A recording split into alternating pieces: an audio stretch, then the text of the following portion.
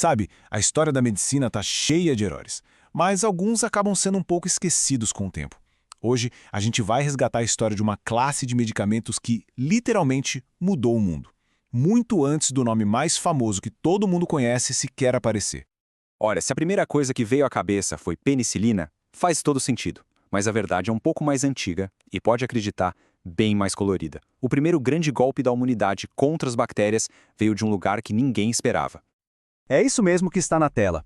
A jornada para o primeiro antibiótico de verdade não começou num laboratório focado em medicina, não. Começou na indústria química, com corantes vermelhos bem vibrantes usados para tingir tecido. Parece coisa de filme, né?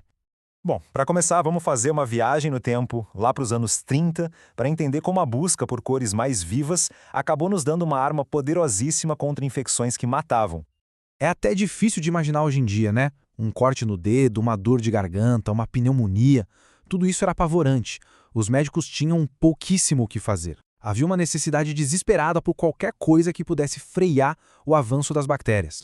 Só que tinha um mistério. O Prontosil funcionava que era uma maravilha dentro dos animais, mas se você colocasse ele junto com as bactérias numa placa de laboratório, não acontecia nada. A resposta para esse enigma é um conceito-chave em fármaco, o profármaco.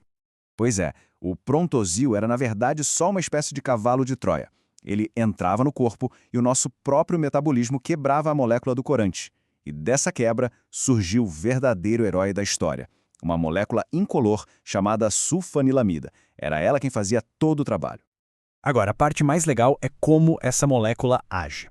As sulfas não saem atacando as bactérias na base da força bruta, não.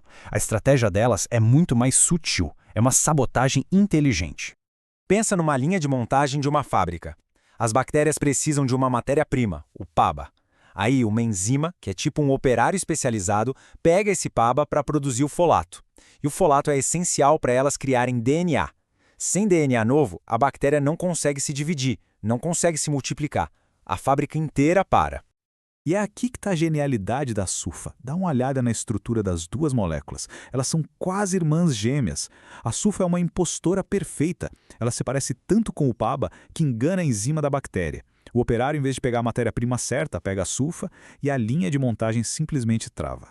Para essa estratégia de sabotagem, a ciência tem um nome oficial: antimetabólito. A sulfa basicamente compete com o PABA para ver quem chega primeiro na enzima. E como a sulfa se encaixa lá e não deixa a enzima trabalhar, ela desliga a produção de folato da bactéria. É uma sabotagem metabólica de mestre. Ah, e um detalhe super importante. Na maioria das vezes, as sulfas não matam as bactérias de cara.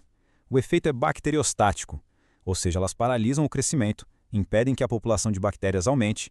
Isso dá tempo para o nosso próprio sistema imunológico, a equipe de limpeza do corpo, chegar lá e eliminar os invasores que estão paralisados.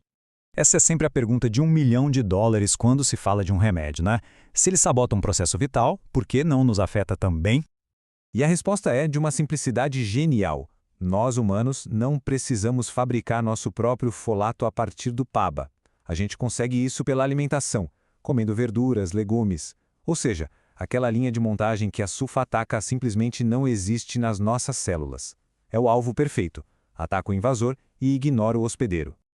As sulfas foram um verdadeiro milagre na época. Mas, como acontece com muitas tecnologias pioneiras, o reinado delas como a principal arma foi, na verdade, bem curto. A festa não durou para sempre.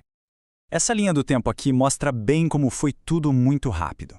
Em menos de uma década, o que era considerado um milagre começou a perder força. E, para piorar, um concorrente de peso já estava surgindo no horizonte: a penicilina. Basicamente, foram dois os grandes problemas. Primeiro, as bactérias são mestres em adaptação e rapidinho aprenderam a resistir às sulfas. Segundo, a penicilina chegou com tudo, sendo em muitos casos mais potente e com menos riscos. As sulfas também tinham seus próprios efeitos colaterais, como o risco de formar uns cristais nos rins, um problema chamado cristalúria. Então, por décadas, as sulfas ficaram meio de lado. Mas aí, uma nova crise global apareceu e nos forçou a olhar para trás, a vasculhar nosso antigo arsenal. E as sulfas estavam lá, prontas para um retorno triunfal.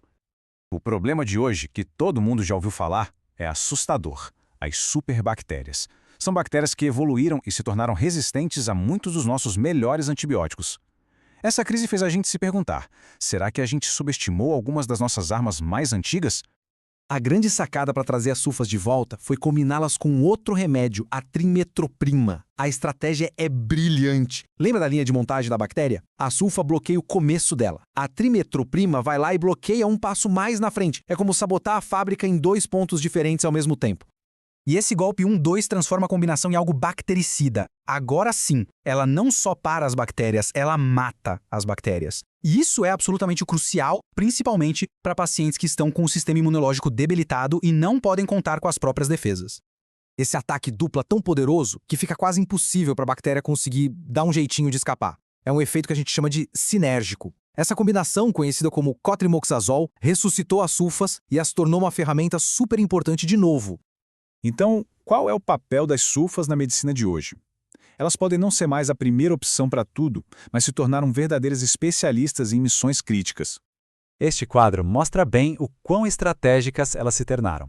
Contra a temida MRSA, uma superbactéria que causa infecções de pele graves, as sulfas são uma arma fundamental. Para um tipo bem específico de pneumonia que atinge pacientes com sistema imune fraco, elas são a primeira escolha. Elas encontraram nichos onde seu mecanismo único é valiosíssimo.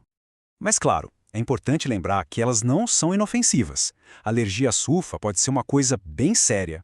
E o risco de problemas nos rins e outros efeitos colaterais exige que o uso seja sempre acompanhado por um profissional de saúde. É uma ferramenta poderosa, mas que exige muito respeito. E como as bactérias se defendem? Elas são criativas. Algumas simplesmente alteram a fechadura da enzima, e aí a sulfa não consegue mais se encaixar.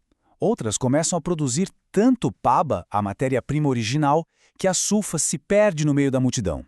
E o mais perigoso, elas trocam genes de resistência entre si como se trocassem figurinhas, espalhando a capacidade de sobreviver.